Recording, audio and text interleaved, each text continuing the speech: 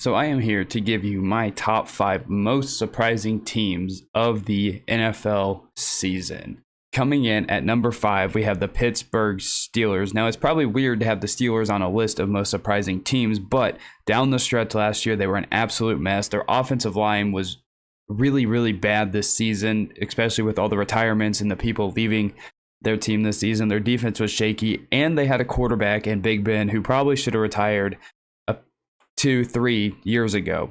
But through all that, they made the playoffs. Although they had to have crazy things happen in week 18, they needed the Jags to beat the Colts, which happened, the Chargers, Raiders not to tie, and they had to defeat the Ravens themselves. And it's a huge credit to Mike Tomlin for always having his team in a good position to win, no matter how bad or how shaky or how disappointing the team has been playing. They did lose to the Chiefs in the wild card round with a huge blowout, but credit to where credit's due, Mike Tomlin did an absolutely stellar job getting the Steelers into the playoffs.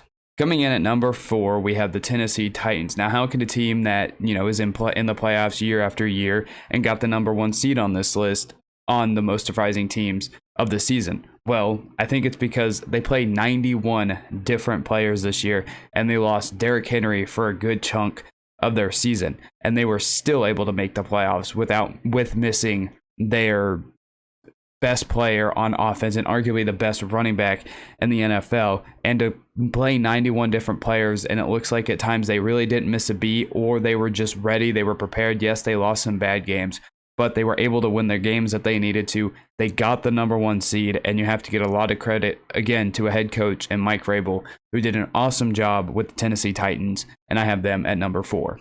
Coming in at number 3, we have the Cincinnati Bengals. Now, this is nothing to do with Joe Burrow. Like, he is awesome. But the Bengals got him absolutely killed last year, where he tore his ACL and he was getting demolished. And the Bengals in the offseason didn't upgrade their offensive line. Zach Taylor is a questionable coach at times, and they drafted Jamar Chase, which, again, nothing against Jamar Chase. He's an awesome wide receiver. But them not upgrading their offensive line, which got Joe Burrow killed last year, was a huge question mark.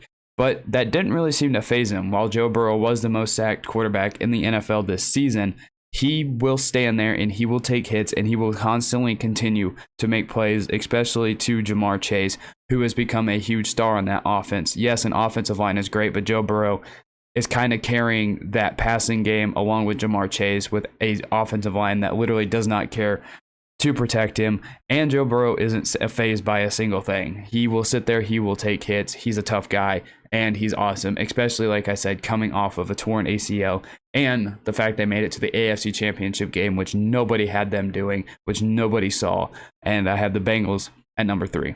Coming in at number 2, we have the Philadelphia Eagles. Now, we really didn't expect much from this team at all. We didn't know much about Jalen Hurts as a quarterback, and Nick Sirianni was a questionable / bad coaching hire, to be honest. And they started 2-5, so we really had nothing going for this Eagles team. We thought they were bad, but down the stretch they were really good. They rallied, winning 7 of their last 10 games, becoming the best running offense in the NFL, and just rallying, making the playoffs. They did lose to the Buccaneers in the playoffs, unfortunately, but they were able to rally, get to the playoffs. Huge credit to that team for finding an identity, running the football, and just, grinding till the end of the season, and even getting to the point where they made the playoffs, where nobody thought they had a chance. They didn't have a chance, but good on them for getting there. And my most surprising team of the NFL season, we have the Las Vegas Raiders. They were distraction city. John Gruden getting fired, Henry Ruggs, Damon Arnett, Nate Hobbs. They still made the playoffs with all those distractions, and Derek Carr's up and down quarterback play, which is not an indictment on Derek Carr. I don't think he's a top tier quarterback, but I don't think he's bad either. And then them winning in week 18 against the Chargers in a very emotional game, and Rich Bisaccia doing an amazing job to help their team win and help them get into the playoffs, winning the last 4 games to end the season to get there. They did lose to the Bengals in the first round of the playoffs, but after everything that the Raiders went through this season, to even make it to the playoffs, I think is just credit alone to that coaching staff, to those players, and I think it's a very great accomplishment what the Raiders did this season, albeit it ended with them not really achieving much in the playoffs, but to be honest, they shouldn't have been there to begin with. But those are my top 5 most surprising teams of this NFL season. Give me your top 5 most surprising teams down below, and I'll see you in the next one.